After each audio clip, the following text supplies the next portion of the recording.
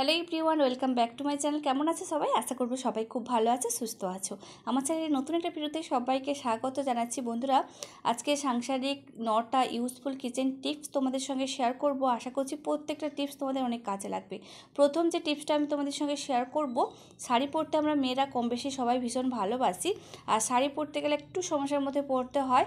যখন আমরা আঁচলটাকে পিন করে থাকি, তো পিন করার সময় সেফটি পিনের ব্যবহার করলে তো সমস্যা যেটা হয়, সেফটি পিনের পেছনে যে গোল মতন ফাঁকা মতন অংশটা আছে, ওই ফাঁকার মধ্যে শাড়ির বা ব্লাউজের কিছুটা অংশ চলে যায়। তো শাড়ি বা ব্লাউজের কিছুটা অংশ যখন সেফটি পিনের মধ্যে আটকে যায়, তখন আমরা টেনে হিঁচড়ে শাড়িটাকে খোলার চেষ্টা করে থাকি।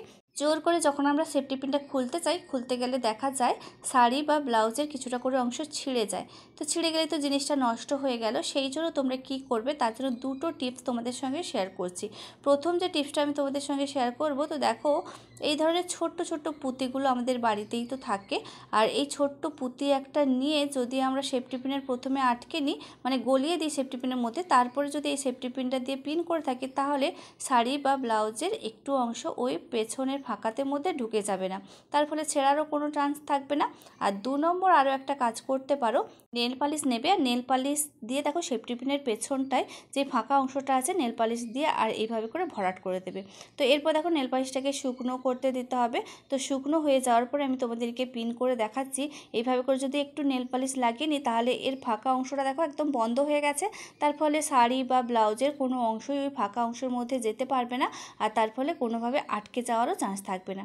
দেখো এইভাবে আমি পিন করে দেখাচ্ছি। যে কোনো একটা টিপস তোমরা করতে পারো, আশা করছি তোমাদের অনেক কাজে লাগবে। তো চলো এখন দেখে নেওয়া যাক আজকে 2 নম্বর টিপস।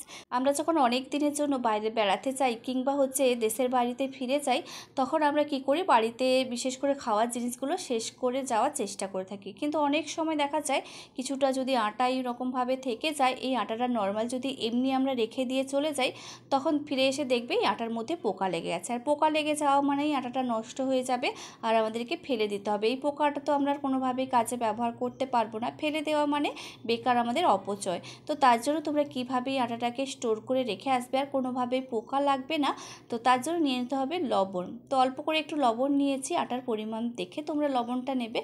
লবণটাকে আটার মধ্যে খুব ভালো করে মিশিয়ে এটাকে কন্টেনারের মধ্যে ভরে রেখে দেবো, তাহলে আটাটা কোনোভাবে নষ্ট হবে না। যখন এই আটা দিয়ে রুটি বানাবে, রুটি বানানোর সময় লবণটা তোমরা দেখে দেবে, যেহেতু আগের থেকে কিছুটা লবণ মেশানো আছে, তো সেই জন্য অল্প করে একটু লবণ দেবে, তাহলে ব্যালেন্সটা একদম ঠিক থাকবে, রুটিটা নোনতা হয়ে যাবে না। আশা করছি এই টিপসটা তোমাদের অনেক কাজে লাগবে। তো চলো এখন দেখে নেওয়া যাক আজকের পরবর্তী টিপস। তো দেখো বন্ধুরা, ভাত তো আমাদের প্রত্যেক দিনই হয়ে থাকে প্রত্যেকের বাড়িতে। তো ভাতটা যখন আমরা প্রথমে বসাই, আমরা গ্যাসের ফ্লেমটাকে একদম হাই করে দিই।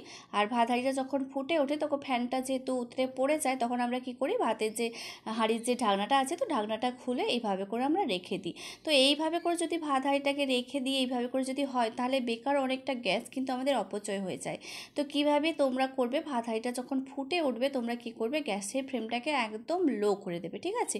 তো লো করে দিলে কি হবে, লো করে দেওয়ার পরে তোমরা যে হাঁড়ির যে ঢাকনাটা আছে, তো ঢাকনাটাকে খুলবে না, হালকা করে আবার এই ঢাকনাটাকে কিন্তু চাপা লাগিয়ে দেবে।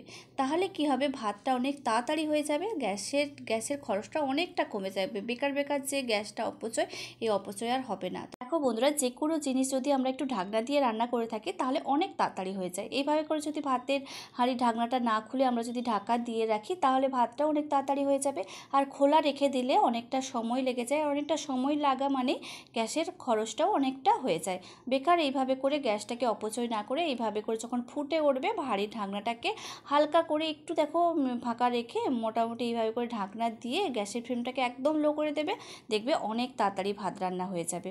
আশা করছি এই টিপসটা তোমাদের অনেক কাজে লাগবে। তো চলো দেখে নেওয়া যাক আজকের পরবর্তী টিপস। অনেক সময় দেখবে বন্ধুরা, ঘুম থেকে ওঠার পরেই হাতের আঙুলগুলো একটু অবশ টাইপের হয়ে যায়, মানে হাতের আঙুলগুলো বাঁকাতে আর পারবে না, কিছু কাজ করতে পারবে না, হাতের আঙুলগুলো ঝিনঝিন করে। এর প্রবলেম হচ্ছে ব্লাড সার্কুলেশন যদি ঠিকঠাকভাবে কাজ না করে, তাহলে কিন্তু এরকম প্রবলেমগুলো হয়ে থাকে। তারপরে হাতের আঙুলগুলো নাড়ানোর পরে দেখবে আবার ঠিকঠাকভাবে হয়ে যায়।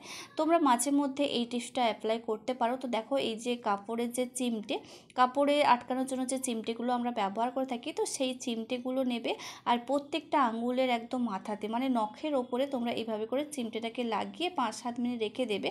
তো প্রত্যেক দিন যদি এইভাবে করে চিমটে লাগিয়ে রাখো, তাহলে এর যে হাতের যে ব্লাড সার্কুলেশনটা, এগুলো ঠিকঠাক থাকবে। এরকম ঝিনঝিন বা অবশ হয়ে যাওয়া এরকম যে সমস্যাগুলো, এই সমস্যাগুলো আর হবে না। তোমরা দুটো হাতের আঙুলে তোমরা করতে পারো। এক হাতে হয়ে যাওয়ার পরে সেগুলোকে খুলে নিয়ে তোমরা অন্য হাতে আবার একইভাবে করে এই চিমটেগুলোকে লাগিয়ে নেবে, বা একসঙ্গে তোমরা 10টা চিমটে নিয়ে একসঙ্গেও কাজটা করতে পারো। যাদের এরকম হাতের আঙুলগুলো ঝিনঝিন টাইপের হয়ে যায়, তোমরা এই টিপসটা অ্যাপ্লাই করতে পারো। বা যাদের কোনো প্রবলেম নেই, তোমরাও কিন্তু মাঝে মধ্যে এই কাজটা যদি করে থাকো, তাহলে এরকম সমস্যার মধ্যে আর পড়তে হবে না। তো আশা করছি এই ছোট্ট টিপসটাও তোমাদের অনেক কাজে লাগবে। তো চলো দেখে নেওয়া যাক আজকের পরবর্তী টিপস। তো এখানে আমি একটা বাটি নিয়েছি, বাটির মধ্যে দেখো 3বার কোলগেট করার সময়, ব্রাশ করার সময় যতটা পরিমাণে কোলগেট লাগে মানে ততটা পরিমাণে আমি কোলগেট নিয়েছি। আর কোলগেটের মধ্যে দিয়ে দিলাম অল্প করে একটু জল। এবার জলটা দিয়ে দেওয়ার পরে এই কোলগেটটাকে খুব ভালো করে জলের সঙ্গে মিশিয়ে নিতে হবে। তো এইভাবে করে দেখো আমি কোলগেটটাকে খুব ভালো করে একটু সময় নিয়ে মিশিয়ে নিতে হবে। চাইলে হাত দিয়েও তোমরা মিশিয়ে নিতে পারো। তো দেখো বন্ধুরা, মিক্সচার মেশিন তো আমাদের প্রত্যেকের বাড়িতে আছে আর প্রত্যেক দিনই এটা ব্যবহার হয়ে থাকে। তার ফলে আমরা কী করি, রান্নাঘরের এক কোণাতে রেখে দিই। আর রান্নাঘরে রেখে দেওয়ার ফলে যেহেতু রান্নাবান্না হয়ে থাকে, একটা তেল চিটচিটে ব্যাপারও এর মধ্যে জমা হতে থাকে, বা মশলা করার সময় কিছুটা অংশ এর ওপরেও পড়ে। তো তার ফলে অনেকটাই নোংরা হয়ে যায়। তো আমরা যদি মাঝে মধ্যে এই কোলগেট দিয়ে পরিষ্কার করি না, অনেক তাড়াতাড়ি পরিষ্কার হয়ে যাবে, সেই সঙ্গে জিনিসটা অনেক দিন পর্যন্ত ভালো থাকবে, চকচকে থাকবে। তো দেখতে পাচ্ছ কতটা নোংরা, আর এই নোংরাগুলোকে আমি এখন কোলগেট দিয়েই পরিষ্কার করে ফেলবো। কোলগেট আর জল দিয়ে যে মিশ্রণটা বানিয়ে রেখেছিলাম, তো সেটাই এখন আমি ব্রাশের সাহায্যে সমস্ত জায়গায় লাগিয়ে নিচ্ছি।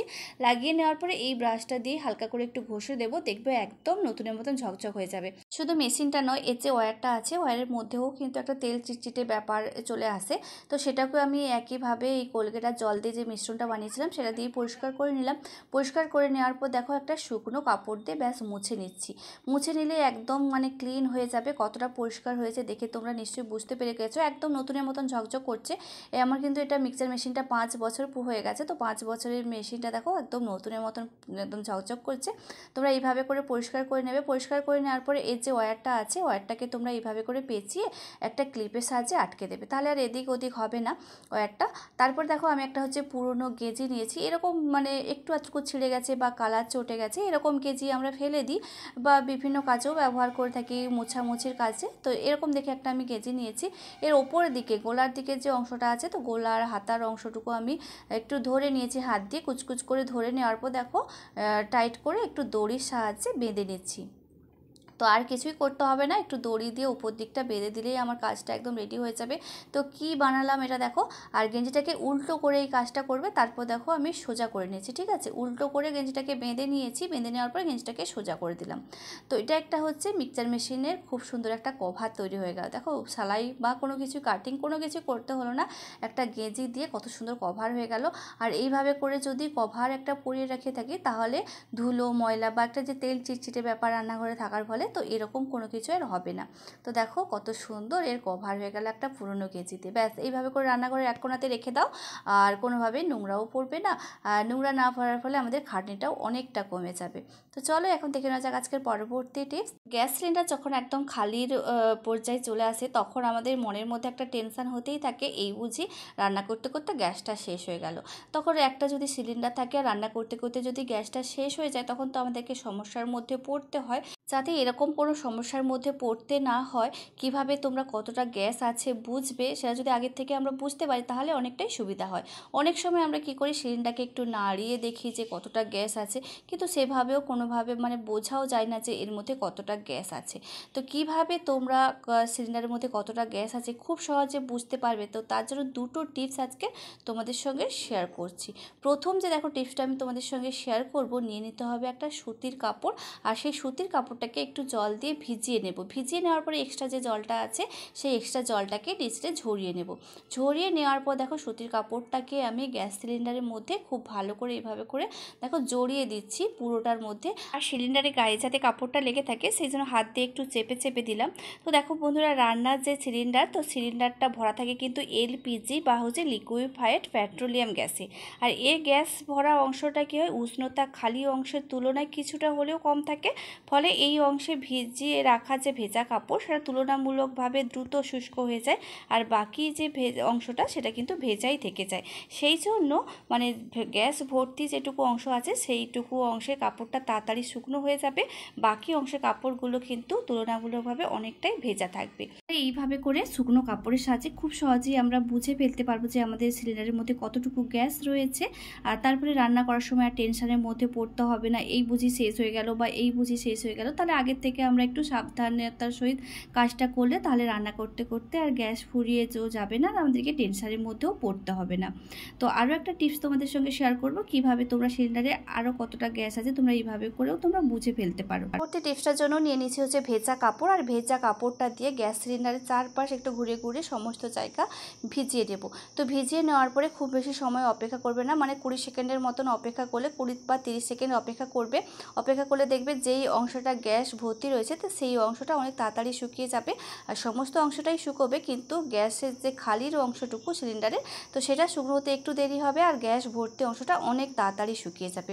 তো দেখতে পাচ্ছ যেটুকু অংশে গ্যাস রয়েছে সেটুকু অংশে অনেক তাড়াতাড়ি শুকিয়ে গেছে, আর উপরের অংশের দিকটা অনেকটাই ভেজা রয়েছে।